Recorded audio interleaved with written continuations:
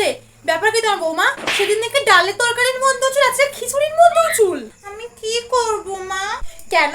আমরাও তো এতক্ষণ রান্না করেছি, ওই খাবারে তো কোনোদিন চুল পড়েনি। আমি কিচ্ছু জানি না, কিছু একটা কর যাতে খাবারে আর যাতে চুল না পাওয়া যায়।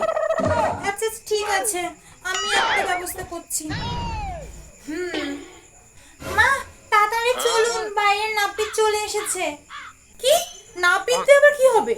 আরে মা, আমাদের মাথায় যতক্ষণ চুল আছে তরকারি তো একটু চুল পড়বে, ন্যাড়া হয়ে গেলে চুল পড়বে কোথা থেকে?